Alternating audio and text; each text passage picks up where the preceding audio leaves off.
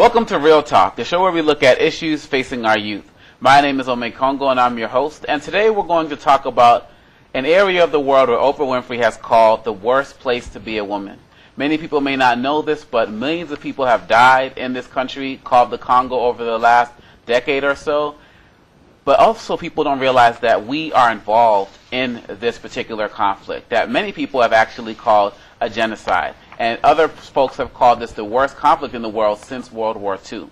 With us today, we have an intern for an organization called the Enough Project that works directly to end conflicts in places like the Congo, Sudan, and other areas of the world. So I want the Real Talk audience to welcome Ms. Katie Havranek. Hello. How are you doing today? Good. How are you? I am excellent, particularly talking about a country to where my roots are. I'm definitely excited to share this information with the world.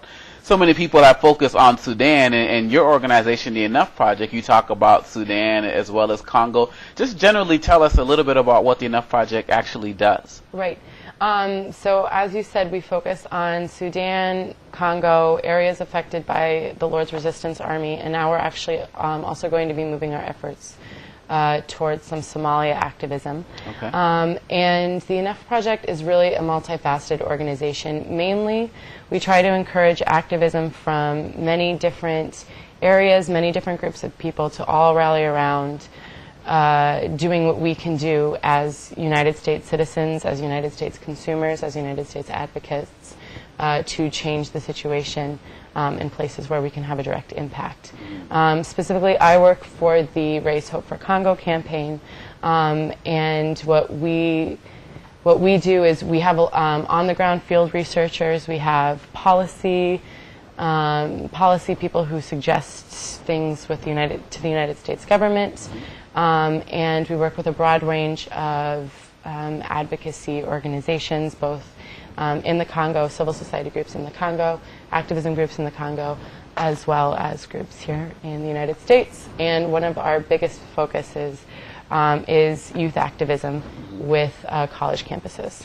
Okay, now some people say, well, there's always something going on in Africa, right, whether it's Sierra Leone, Rwanda genocide, 20, 30 years ago, apartheid in South Africa. Right. Why is the situation in Congo different? Or what's going on in Congo that should really make people in the United States pay attention?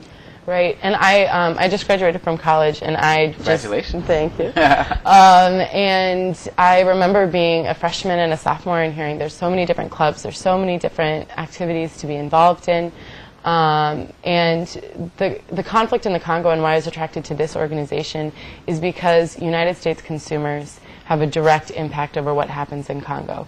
All of the minerals that are in your cell phones, in your laptops, your toasters, the minerals that are in planes, I mean, everything, all these minerals come from the Congo. They originate in mines, and then they're taken to the border of Rwanda, Burundi, Uganda, put into smelters, and then that material is put in, are the metals that are then put in all of our electronics. Okay. So as U.S. consumers, we can really impact U.S. industries, U.S. electronic companies, who are the top of the supply chain, to really clean up their supply chain and figure out where their minerals are coming from. Because right now, all of the money that we are putting into buying the newest iPhone, the newest laptop, all of that is going to funding these militias who don't really have a political agenda anymore. They work in the mines because they know that they're profitable. It's profitable to be a militiaman working to extract all of these minerals. So what we're trying to do is shut off the economic incentive for these militiamen to continue to rape women every day. Almost 6 million people have died. Millions of people are displaced. I mean, the atrocities are horrible. And there also is a large component of child soldiers as well who are involved in this conflict, right? Absolutely. Children are kidnapped from their homes all the time. In some cases, they're forced to do horrible things to their parents. And it's very difficult for them to come back and be reintegrated into their communities as well. I mean, but it's important to know that this conflict is not I mean, these people aren't hopeless, and this conflict is not hopeless. There's definitely something we can do. And the only really great thing about it is that we have such a huge impact or opportunity to make an impact to change what's happening in the Congo. Now, in just a few minutes, I've heard you say close to 6 million people dying. I've heard you talk about sexual violence. We've talked about child soldiers. We talked about militias. Serious stuff. I mean, hardcore, real issues. When I say sexual violence, I don't just mean against women. I mean against girls, like young girls. It's horrible. Here's the question that I want to know, because I've been working to answer this question myself for quite a while. Why is it that you feel that people do not know about this? I mean, even many people I've seen who are involved in, the Enough Project, Race Hope for Congo, other organizations out there, many say like they didn't even know about this. This is a war that started in 1996 or so, that they didn't really know about it until like a year or two, until they saw a presentation, saw one of your co-founders, John Prendergast, come to a school and speak. Why is it that you feel that we have all of this education, all this multimedia, but we don't know about this particular issue? I think it's hard to say. For me, I think a lot of times people get bogged down by issues that are this huge, or they say it's Africa's problem. It's Africa's war. It's Africa's problem. We get emails about that all the time. Yeah, people email us and saying horrible things, and I think that people don't understand their connection. And once you explain to people the minerals, and actually my shirt represents all the minerals that come from Congo: tin, tungsten, and tantalum. Is that how you say it? Tantalum and gold. We're directly responsible for this conflict, and I think in some ways people that do know it find that very difficult to handle, and they feel maybe guilty about it. And I think that's what's really great about the Enough Project is they say it's not about feeling guilty. It's not about, but now that you know, first of all, you need to tell everyone else that you know. We need to raise awareness. We need to get this in the news because it's ridiculous that it's not more prevalent. I mean, earlier this summer when that horrible event happened in Norway where so many people died, but that happens every day in Congo. So the Congo should be on the front page every day. And front page. In my belief, maybe it's just because I work for it, but I have very intelligent friends and who went to colleges all over the world, all over America, and there's some of them that I tell what I do now, and they have no idea that this is even happening. And then they really have no idea that their cell phones, their laptops, all of it is fueling what's happening. And how do they react? You mentioned about the haters and stuff. You get random emails from. What about people who you're directly connected with? How do they react? Well, one of my friends actually said, "So what you're telling me is that I'm a horrible person?" And I said, "Oh wow." No, I said, "No, that's not it at all. But now that you know, like these are steps you can take. Please visit our website. Sign up to sign these petitions. Get involved." And what's wonderful is that this movement has been growing so quickly. Before the start of this calendar year, we had 12 universities, or I think less than 12 universities involved, and now we have over 70. Wow. And that's just, that's 10 months. We have, I'm not sure how many resolutions we had passed in the beginning of the year, but we've already had 8 universities pass resolutions committing themselves to conflict-free minerals when that's available. And we had an SEC roundtable that we were able to take part in. Hillary Clinton, who's actually visited the Congo, we have her ear on some of this, and it's really an exciting moment for change.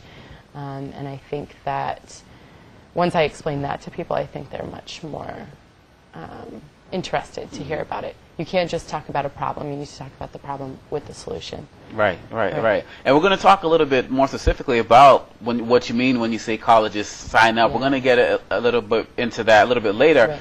But also talk a little bit about some of the celebrity attention, because there have been some heavy names out there who also were not aware of what was going on in the Congo, or may have been more focused on Sudan, but for whatever reason have decided to also express interest in what's going on in the Congo through CDs and books and things. Can you talk a little bit about that? Right.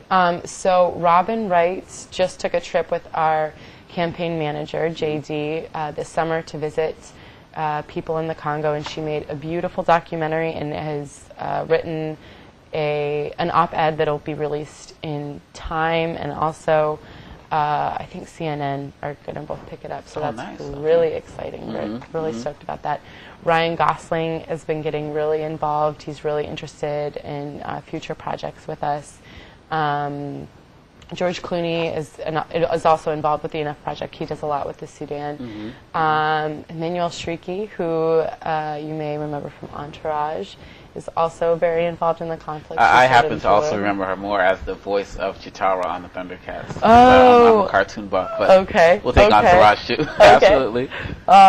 Big name. So she's been really interested in getting involved as well. So it's really exciting to see celebrity activism, and we get emails all the time saying, "Oh, I learned about this from Ryan Gosling's Twitter and from his Facebook account," and so that's really great stuff. And then I also saw a Mariska Hargitay episode of Law and Order SVU. I think a year or two ago, did something on the Congo, also raised awareness as well. Yes, she's involved as well. How do you feel? Like, do you ever get to meet some of these folks? Or I met Robin Wright. My first week that I started interning, I got to go to a dinner, and Robin Wright was there, and she is so wonderful. She's incredibly engaging. You just can't take your eyes off of her. And she, after speaking to so many women who have undergone sexual violence, you can tell that she really cares and that she's fully invested. And she's heavily involved in our organization now. And it's just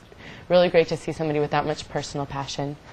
And she's trying to get us involved with other celebrities, and hopefully we can continue growing the celebrity movement. And you've basically found that the reaction from celebrities is the same as everyday folks who aren't aware of what's going on. Absolutely. Is they can't believe that it's happening, and what's more unbelievable is, again, that we have so much responsibility in the conflict.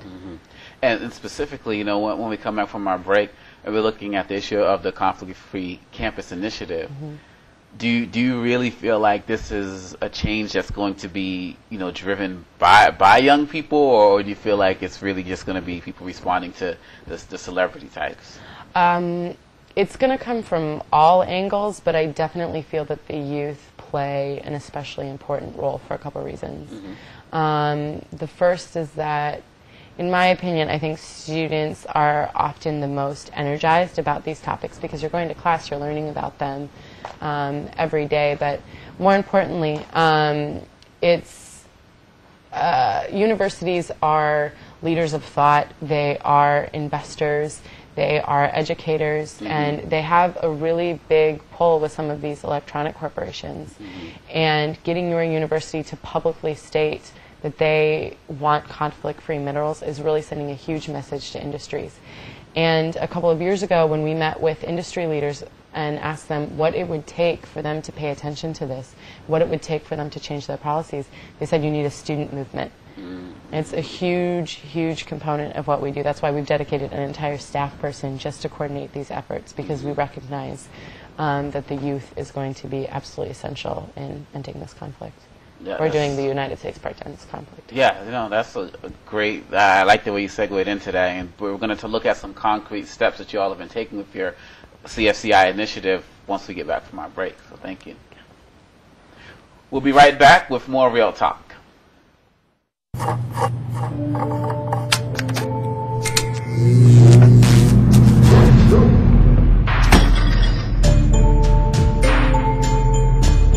Traditional light bulbs actually generate 9 times more heat than light.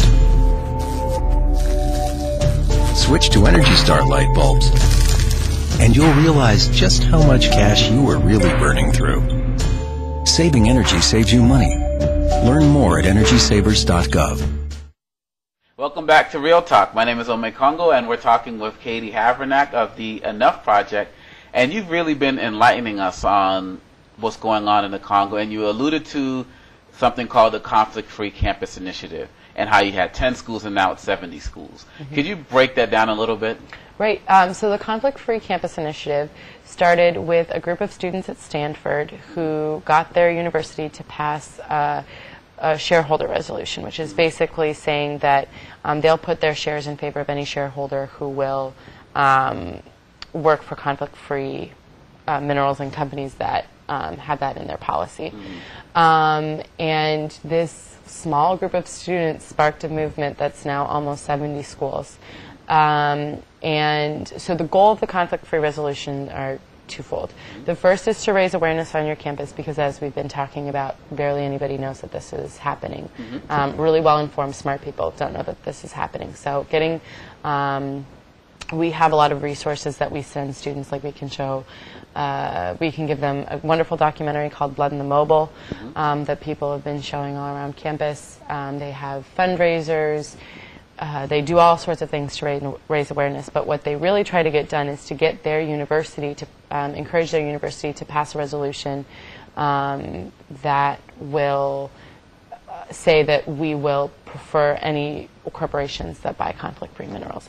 And so far there have been 8 universities, including very recently the University of Colorado at Boulder was our first public university to pass a resolution, so that was really an exciting time for us. And we've had some students that have been committed to doing this for years. And they, it's incredible what some of these students can get done. And they also have a great network with each other. So there was a group of students at Clark that wanted to get their university to pass a resolution. They decided to hold a conference. The conference ended up being 500 people, including some people that flew in from Congo. And their university passed the strongest resolution that we've seen so far. Clark in Massachusetts. Clark in Massachusetts. The strongest resolution we've seen so far for a commitment to conflict-free minerals. So that's really exciting. And if any other organizations, groups, cities, decided to go conflict-free? Absolutely. California and Massachusetts both passed city resolutions. Those are big states. Those are big states. We are really excited about it. Very recently they just passed resolutions committing themselves to conflict-free products. And we're also trying to grow our faith-based outreach. We are trying to grow all of our offline outreach. We just had a group of our staff just went to the Congo as the first part of a 3-part series to really get stories from the Congolese people to move beyond minerals and move beyond sexual violence and really help people understand more of put a face on the conflict of Congo, I suppose. Now, what about on the international level? Have there been, has the UN been speaking about this? Is the UN drawing on, past conflicts as a way to show how, we can actually move towards something conflict-free? Because just the fact that there are no conflict-free products alone makes a lot of people say, well, this is hopeless. I mean, you really think Sony, Apple, or whoever, is going to go conflict-free? They're basically saying it's not possible. Right. Well, there was another conflict that everybody thought was hopeless, Sierra Leone. I think a lot of people, myself included, saw Blood Diamond, that movie with Leonardo DiCaprio. And actually, when I was a sophomore in college, John Prendergast came to speak at Macalester, where I went.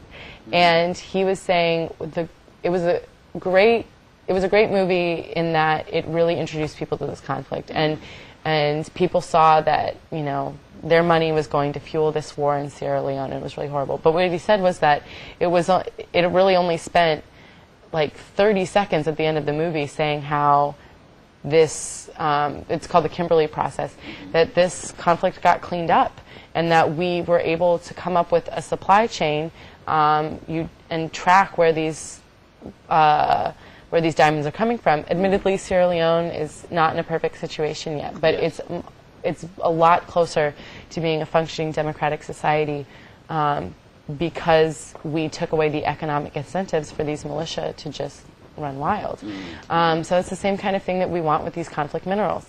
We want there to be a clear supply chain so that the money that we're spending on our iPhones are actually going to miners. And they're actually going to the people that are spending all day in these horrible mines instead of militiamen who are taxing people as they come in and out of the mines. And but it's entirely possible. We've done it before, and we can do it again. Yeah, absolutely. And talk a little bit about social media. I mean, you all have been when I see some of the work that y'all are doing, I mean, you're shutting down people's pages, you're on electronics companies' websites, and I know that, you know, a lot of young people watching who are also social media savvy may find it as an interesting strategy to want to get involved. So what have you all done with that? Right. Well, definitely, if people are interested in this conflict, I would definitely suggest going to raisehopeforcongo.com. And that way you can sign up for email alerts, so we alert you of all of our new policy papers, because, as I said, we do a lot of research on the ground. But we also alert you when there are petitions to sign. We just brought, Robin Wright just actually dropped off, I think it was something like 27,000 signatures. Not bad. So not bad at all. So we do a great deal of work on our website, but we also do a lot of work with Facebook and Twitter. And actually, most recently, well, this will be a whole other conversation, but the Dodd-Frank legislation that passed about a year ago is actually coming under fire, right? Section 1502, which is the section that would force companies to report where their minerals are coming from, came under attack from the U.S. Chamber of Commerce. So my organization decided to do a virtual wall sit-in of the Chamber of Commerce's wall, as well as some of the electronics companies that have a lot of weight in the U.S. Chamber of Commerce. And it was really successful. We had, I wish I knew the statistics off the top of my head, but people were extremely engaged in reposting the messages all over the U.S. Chamber of Commerce's wall, and we got a lot done with social media. And I think that people don't realize that when you take 30 seconds to sign your name and your email to a petition, that makes a difference. There's many people as we can to get people to like our Facebook page, to follow us on Twitter. First of all, you'll be learning a lot more about the conflict, which is really important. But second of all, you'll really tap into a network of people that can now come together because of Facebook and Twitter and all these social media sites, and really work together to change what's happening. It's really exciting. And so you mentioned the Dodd-Frank legislation, though. Yes. So we have people who are in Congress who are actually acting to make a change, but they're also being pressured by the lobby of the electronics companies. Is that what you're saying? Sorry, repeat the question. Are the people who support the Dodd-Frank bill, they're being pressured by the lobbyists who are involved in the electronics organizations, yes, who are against this legislation? Yes, because some industries are saying that this is impossible, that we're not going to be able to clean up our supply chains yet. But that's not true, because we already have organizations. Motorola, I think, is one of the industries that's really leading on this. There's been companies that have put a great deal of money already into cleaning up their supply chains. So we know that it's possible. And actually, at the SEC roundtable, there were some industry representatives who were very clear in saying that this is entirely possible, that we can do this. We have been doing it. We've been working on it. Yeah. So we're going forward. You know, I see. You know, you have the campaigns. You have the really nice shirts, which I know that people are going to want to get. What are some of the concrete steps that somebody who knew nothing about what's going on can do right now? You know, from social media to calling legislators. You know, what are some of the things they can do right now? So, well, if you go to raisehopeforcongo.com, you can sign up for our email updates, and then we will send you any updates. We have like petitions. Sometimes we have call-in days to lobby industries, and we connect you to other activists. But if you're a student, I would definitely encourage you to email us and ask about the Conflict-Free Campus Initiative. It is so important in our movement. It is so important that we get as many students involved as possible. And even if there's already a group on your campus, please contact us, because we can put you in contact with the right people to really start making a difference. So following us on social media is really important. Telling your friends about what's happening is really important. That's another concrete step. But and if you're a student, passing resolution is a really tangible, concrete way to make a difference. We're talking about some serious stuff. I mean, death, murder, genocide, sexual violence. Why are you really optimistic, or are you? I mean, you're doing this work, obviously, so there's obviously some type of belief. But are you really optimistic that this is something that can a conflict that can be won? Yes, is the simple answer. I guess I was an international studies major, and I took a lot of classes on human rights, and many of those classes ended up really being about genocide and mass atrocities. And there were so many articles and reports that essentially said that that there's really no way. I guess I came out of many of those classes being very hopeless. And then after I came and started working for this organization, it really sort of reinvigorated my passion that these conflicts are too serious. Like what's happening is too serious, and my direct impact on them is too clear for me to just sit back and say that this is hopeless. This is you have civil society groups in the Congo that are working so hard on issues that I don't know how they wake up every day and deal with this. So what they do is so much harder than what I do every morning. It's so much harder. And so, and I think that the Enough Project, again, does a really good job of finding concrete ways for you to get involved and for you to take steps and have benchmarks and really understand how what you're doing every day is going to make a difference eventually. And it's a marathon, not a sprint. This is not going to be solved overnight. Cleaning up the conflict mineral trade isn't the only thing that's going to help bring peace to Congo, and nobody's saying that. But we've got to start somewhere. And this is a great way, again, to shut off the economic incentives for a lot of these militiamen to stop doing what they're doing. And I think that's a great point, because reading some of you all's reports from some of your staff who travel over there, you all have said that it's not as if, these Congolese in this section of Congo want everything to stop. They just want to be able to really benefit from the abundance of resources that they have. Is that correct? Yes, and I should have done a better job emphasizing this throughout, but this is not a movement about boycotting minerals from the Congo. It's not about that at all, because you still want these people to have livelihoods. We just want the money that we are paying to go into the miners' pockets and not into the militiamen's pockets. There are people that are making $1.50 a day, maybe, at best, $1.50 a day, working all day in horrible working conditions.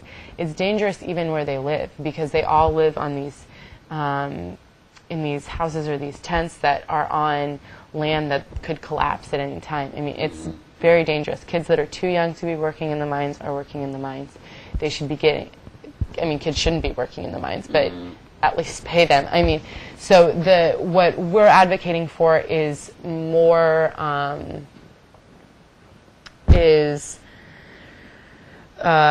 more investment into the Congo. So while we're working on getting rid of conflict minerals, we're also working on livelihoods programs. USAID just announced a program to get people back farming and just to diversify the economy there. Yes. And the website, once again, is racehopeforcongo.com. Well, thank you very much, Katie, for informing us, and we hope that many people will get involved with the project. And that ends another episode of Real Talk. If you have any questions, feel free to email me at realtalk@omekongo.com. And you see the wonderful work our youth are involved in. Remember that youth are 50% of our population, but 100% of our future. Let's make sure we're taking care of them. See you next time.